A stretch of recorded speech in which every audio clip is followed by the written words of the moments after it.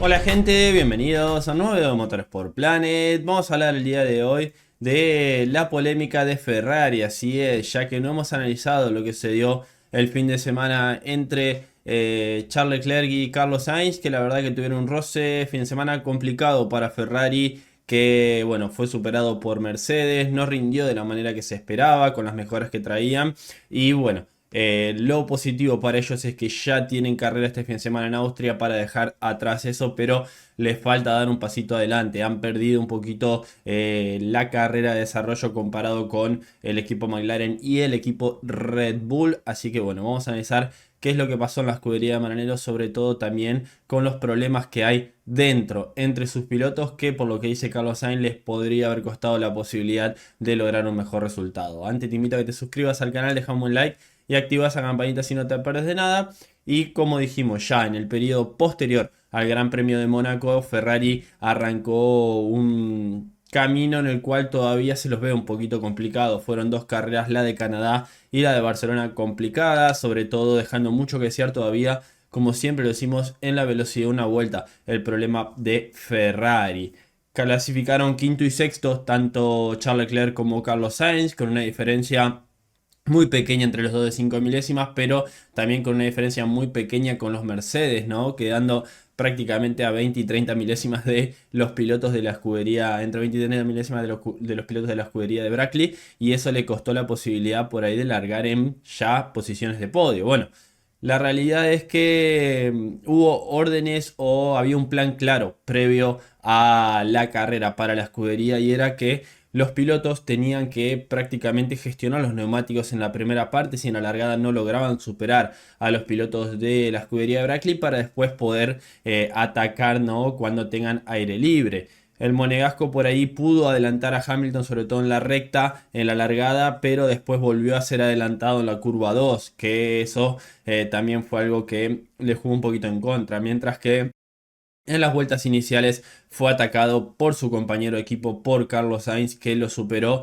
en una maniobra bastante polémica, prácticamente en la misma vuelta que Verstappen superaba a George Russell. Y Leclerc lamentó y se molestó un poquito con esta pelea interna que hubo entre los dos pilotos de Ferrari, que incluso terminó dañando un poquito su monoplaza, juzgó la maniobra. Así que en cuanto a todo esto habló Charles Leclerc y dijo lo siguiente.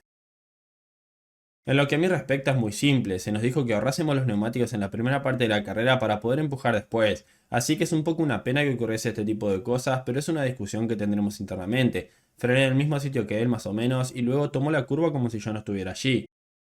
Tuvimos suerte de salir más o menos ilesos. Yo tuve daños en la parte delantera izquierda, no sé si él tuvo algo, perdí algunos puntos de carga aerodinámica en la parte delantera, pero aparte de eso fue relativamente bien. Es una pena porque creo que con Russell quizás con la última vuelta podría haber marcado la diferencia al final. Pero bueno, con los sí podríamos haber hecho muchas cosas y no las hemos hecho, así que hablaremos de eso internamente más adelante.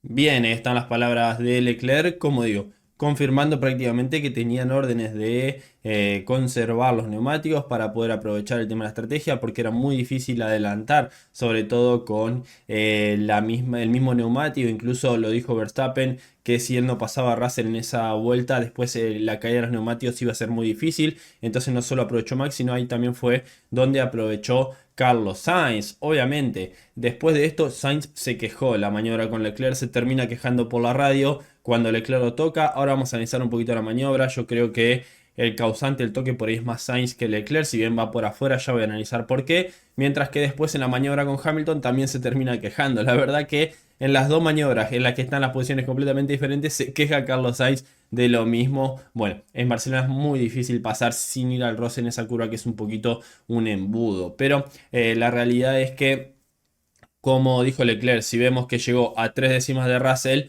le pudo haber costado el tema de poder luchar por una posición más. Pero por otro lado, también esto puede marcar un poquito el punto que termine jugando en contra a Ferrari. Sabemos que Sainz se va a final de temporada, sabemos cómo Ferrari maneja a sus pilotos, sobre todo cuando un piloto está saliendo, cuando un piloto se queda, como pasó en su momento con Vettel y Leclerc, ya lo hemos analizado. Y bueno, Sainz realmente no sé qué tanto le habrá gustado a la escudería que desobedezca un poquito esta orden que tenían implementada. Pero en cuanto a la maniobra, ya me voy a la pantalla para analizar un poquito. Tenemos cámara de Max Verstappen, la de Sainz a la izquierda, Leclerc a la derecha, y me preguntarán por qué tenés la de Verstappen si tenemos que analizar la maniobra entre justamente Carlos Sainz y Charles Leclerc. Bueno, porque la maniobra de Max Verstappen con Russell, que se ve arriba, es prácticamente la misma maniobra que quiere hacer Sainz con Leclerc, pero es distinto el momento en el cual llegan a la curva o cómo encaran la curva, sobre todo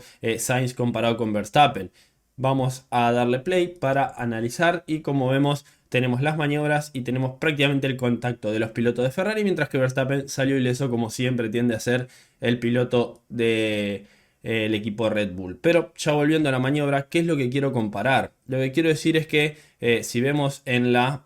pongo la pausa para que no se bugue. Si vemos en la imagen, lo que quiero comparar es cómo ataca Verstappen y cómo ataca Carlos Sainz la curva, ¿no? Si vemos desde la cámara a bordo, si bien se ve prácticamente que acá parece que está pegado a lo que es el apex, acá vemos que hay un pequeño espacio de la cámara de Leclerc, ¿no? Se ve un poquito, ahí cuando lo tocan ya se abren, pero desde la cámara a bordo de Verstappen se ve que no está pegado y la diferencia es aún mayor, por lo que hay un espacio para el piloto adentro que había quedado que había quedado Russell, mientras que la cámara a bordo de Russell no está porque está apuntando para atrás, por eso no pude ponerla acá.